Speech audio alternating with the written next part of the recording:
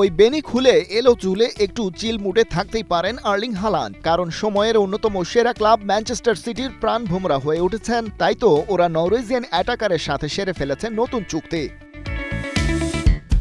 সিটিজেনদের সাথে এর আগে 2027 পর্যন্ত চুক্তিবদ্ধ ছিলেন হালান্ড। সেটা এক্সটেন্ড হওয়ার পর মেয়াদ বেড়ে হয়েছে 9.5 বছর দীর্ঘ। তার মানে 2034 সাল পর্যন্ত ইতিহাদেই থাকবেন তিনি। তবে এমন দীর্ঘ সময়ের চুক্তিতে আসতে বেতন বাড়াতে হয়েছে। সিটির কাছ থেকে সপ্তাহে 4,74,000 ইউরো স্যালারি ড্র করতেন হালান্ড, সেটা এবার বেড়ে হয়েছে সপ্তাহ প্রতি 6 লাখ ইউরো। তার মানে প্রতি সিজনে 30 মিলিয়ন ইউরো পকেটে ঢুকবে তার। চুক্তির মেয়াদ পূর্ণ হলে খালি বেতন থেকে এই সময়ে তিনি আয় করবেন 308 মিলিয়ন ইউরো।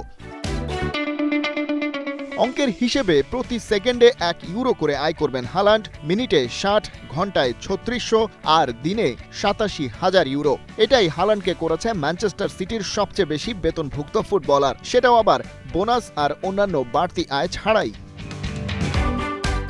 কিন্তু এই যে কাড়ি কাড়ি টাকার খেলা, তারপরও হিসেব করে দেখা গেল আয়ের দিক থেকে ক্রিস্টিয়ানো রোনালদোর ধারে কাছেও নেই হালান্ড। পর্তুগিজ তারকা আগামী মাসে পা দেবেন 40-এ, কিন্তু তার ভেতরে চালছে হওয়ার কোনো ছিটে ফোঁটাও নেই।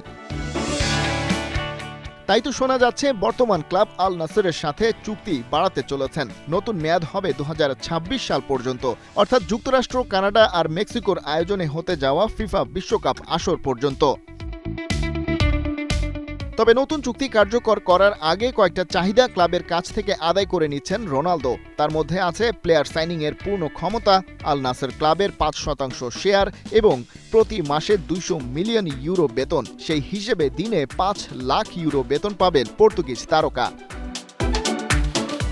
কোথায় 5 লাখ আর কোথায় আর্লিং হালান্ডের 87,000 ইউরো, আকাশ আর পাতাল তফাৎ। হালান্ডকে অবশ্য যেতে হবে আরও অনেকটা পথ। রোনালদোর পর্যায়ে যাওয়া তো সহজ কাজ নয়। শত বছরেও কি ধরাধামে আসে একজন CR7?